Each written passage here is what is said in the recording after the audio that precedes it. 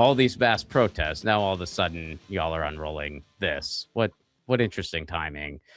So yeah, when you put it that way, then we definitely have to show this. So I caught this a little bit earlier, but it kind of encapsulates this dystopian world that we're living in right now. This is from Climate Defiance. Did you know the guy who said this? Citizens will be on their best behavior because we're constantly recording and reporting everything that's going on. And if there's a problem, AI will report the problem and report it to the appropriate person. Person. Not again. How much more dystopian can the number one financier of the Zionist cause get? But this is an example of why these AI data centers is a dystopian nightmare. he looks AI. Look at him. Look at him. He looks like a cyborg. This is not how normal people look. well, you know how I think, or like why I strongly believe the bubble's going to burst kind of soon is because, everyone on this panel, we're all old enough to remember as the internet was unrolling and the early days of, the internet and chat rooms and all that stuff. I never recall a time where the older generation had to tell the younger people, hey, you got to use this internet. Come on, kids, it's the future. But you hear all these speeches at college graduation where these people who most of whom probably don't even know how to use AI, but they have investments in whatever the fuck are, sorry to the person who doesn't like the word fuck, but like they're going and they're just like, come on, kids, this is the future. You gotta, if you don't use it, then the kids are booing them. It's like that never had to happen with the technology before. Where they're like, come on, early adopters, you got to use it. It doesn't work that way. That's like the opposite of how things work. Well, the truth is that if the most recognizable spokesperson in this moment for AI is Mr. Wonderful, you've got a really big problem selling your idea. And the reason they're constantly telling people that you have to use AI is because there are hundreds of billions of dollars invested into this. Yeah. And if we don't use it, which it's obvious that the average person is not using it, this is a economic cataclysm that is only going to be compounded by our wonderful commander-in-chief's blunder after blunder in foreign policy.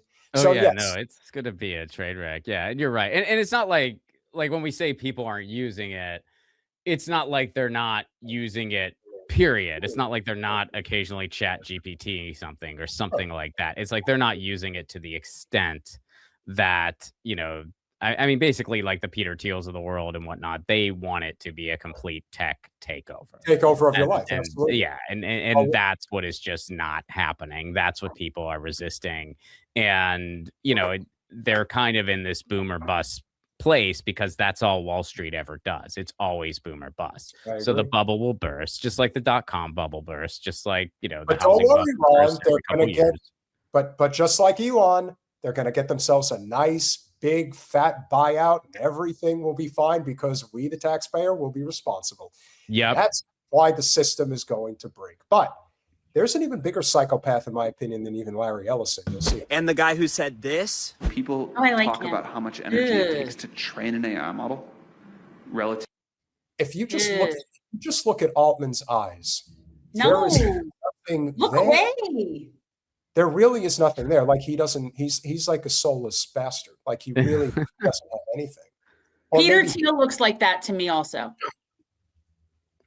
Yeah, that's why I think Karp is the most dangerous because lizard people. These are lizard people. Yeah, like they're going to jump out of their skin pretty easily. AI model relative to how much it costs a human to do one inference query. But it also takes a lot of energy to train a human. It takes like 20 years of life and all of the food you eat during that time before you get smart. Are doing this? A massive AI data center is laying the groundwork southeast of Las Cruces, and residents have a chance to weigh in. It's 2 microgrid permit applications for 2 natural gas power plants. I think that's important when we're talking about microgrids. Like they name it this cute little, like it's just a tiny thing, but these are giant natural gas power plants, and that should be said. Project Jupiter is a $165 billion data center backed by Oracle and OpenAI. According to the New Mexico Environmental Law Center, the greenhouse gases that will be emitted by these natural gas facilities will be more than 14 million tons per year. Yep, that's right. Two men with the combined net worth of $280 billion are going to try to shove an AI data center down a poor community's throat. And the reason I say this was shoved down their throats is Doña Ana County did have a community board meeting about this. And before the meeting started, the county attorney came up and was like, if anybody protests, we're going to arrest you. Just know that this is happening. And this is what is so fundamentally undemocratic about data centers. Doña Ana County in New Mexico has the average salary of $56,000 a year, well below the national average of $64,000 a year. This is a poor community that is having two billionaires enact their demented vision of the world onto them. Larry Ellison wants to set up a national surveillance network, and Sam Altman wants to replace us with machines. It is their explicit stated purpose. And what is this going to do? It's going to pollute their water. It's going to pollute their air, spewing all this natural gas into the air. But you know what? They fought back. They were able to overcome this, and the natural gas plants have been shut down due to local opposition. Never believe this fight is not winnable. If we come together, we can beat them. And yes, this is a small victory, but it's the first of many. If we fight, we win. I agree. Winning is contagious in all forms of life. And in the case of our future, our environment, our economy, and pretty much life as we know it, we can't lose this fight.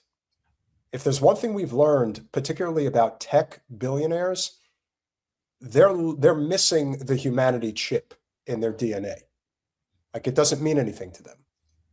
If they kill 1 billion people, in their mind, that's the cost of doing business. That is the cost of their version of saving humanity.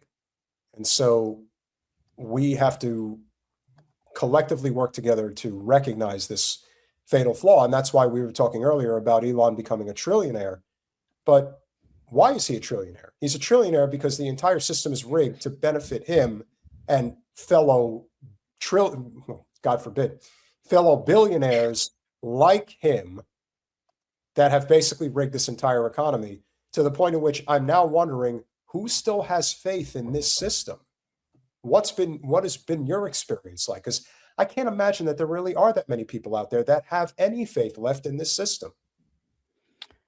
Ooh, that's a loaded question. I mean, I think, I can speak for me personally. The last stage of grief is acceptance, and I reached it, I'd say about 5 or 6 years ago. That being said, like that's not a hopeless perspective. I consider it more like just sort of knowing thine enemy and kind of knowing, like what's ahead and what is possible. And what it really means to try to reclaim power and to try to build power. So how many people have faith in the system? I think the short answer for that is probably more than should. I think there's a lot of people still hanging on to, if we just vote for this slightly less shitty candidate, we'll just be fine. And it's like, no, that ship sailed 50 years ago, if it was ever docked, which it probably wasn't. But if it ever was, it's been gone for like a half century at least now. But that doesn't mean we are powerless. When the system is broken, you have to, turn the system against itself, which is a very heavy lift, but not impossible, especially not in a place like the United States, where the one of many things that we're learning, especially from this current administration, is that our actual rule of law is quite fickle. And it doesn't mean jack shit when nobody's enforcing it. Now, it's also grossly slanted for the rich and powerful, but that doesn't mean we, the people, can't mobilize and, get those small contagious wins like you're thinking, like you're talking about. And one of them is, getting a data center out of your neighborhood. Like that is attainable. That can be done. It has been done. Over half of the permits have been canceled. So that is possible. Like that's not an impossibility. And that's freaking huge because these things are an energy suck. They are a climate suck, and they are necessary for this, hyper capitalist, tech fascist dystopian agenda.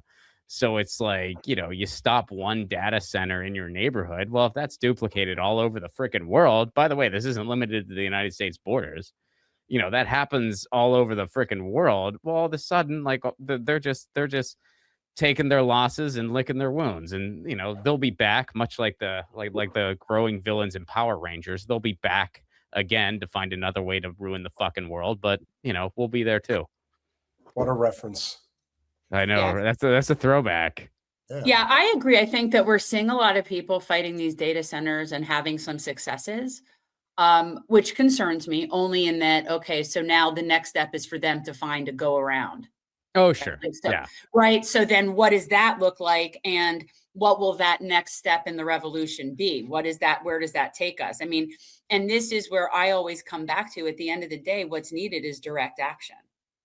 What's needed is direct action. And yeah, you can prevent data centers for sure, but it's going to start being like a whack-a-mole situation. Well, it already is. I mean, yeah, like you're not wrong, but it's one of those things, like, you got to show up, you got to try, you got to draw them out, because it's like once you nix one, others will be nixed, playbooks will be followed. And it's not like that is true, but she always gets another one, right? Like Rita, she throws another one, and then some of them got a repeat, some of them got like a couple spins.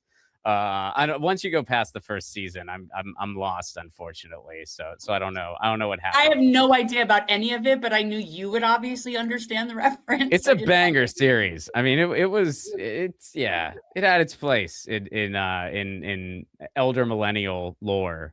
Well, and I guess probably like elder gen, or not like, well, yeah, I guess like the elder millennial, and then like the elder, like just right after the oldest, like younger millennials, and then maybe like I actually, it probably expired via millennials, probably elder millennials and then young millennials, and then it was done.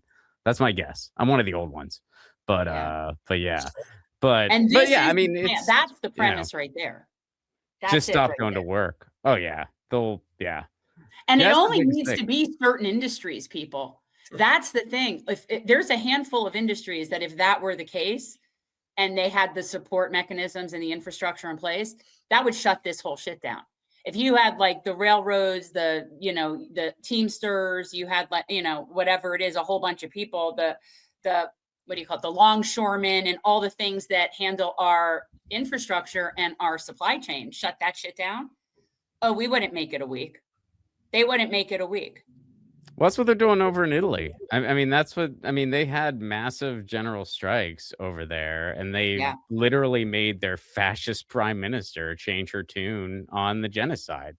Yeah. I mean, she didn't do that because she had a coming to, like she wasn't visited by 3 anti-war spirits that night. She did it because the people made her, because they shut the country down.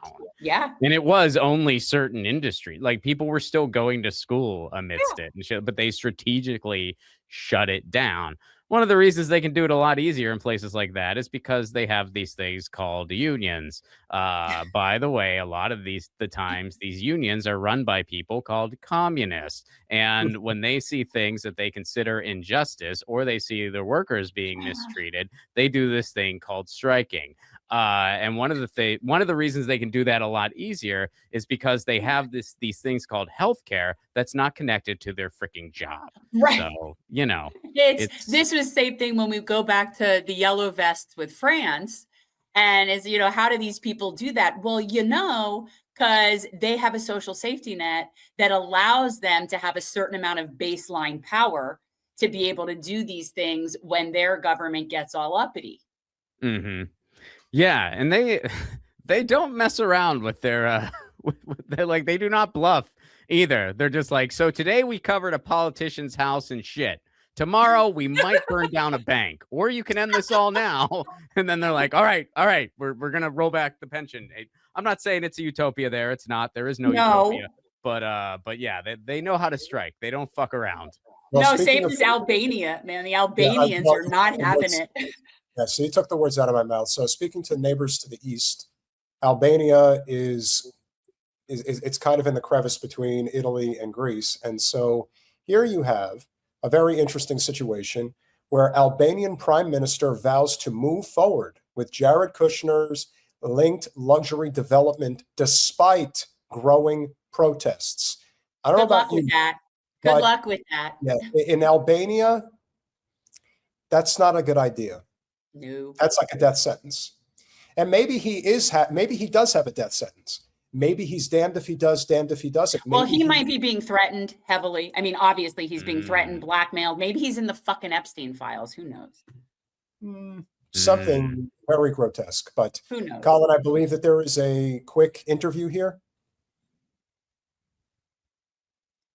But the people are not having this. They're now they're on like however many days in a row of flooding the streets. Well, he already set his house on fire. So yeah, I don't know, you know. Here's what went down. It will be built to create a balance between the mass tourism, which has been a great ambassador of the country, but which cannot be the force on which the country relies, to high-end tourism where less people can bring more money and also less stress to the environment and to the traffic and so on. This is the biggest problem, how to make the facts speak and how to make them listen about the facts. So when it comes to environment, because we don't have a project yet, because we don't have an environmental impact assessment yet, because it's a planning process. There are the top-notch people worldwide that have been involved, architects, landscape designers. You want to mess with that? Yeah, right. I wouldn't. They look very focused, very unified. They're consistent. I'd say no. I'm not going up against that group. So you really have to wonder again, this is Albania. This is not some run-of-the-mill country. This is a country where you want to talk about people who end up, bound and gagged inside the trunk of a car. This is one of those countries where that type of stuff happens.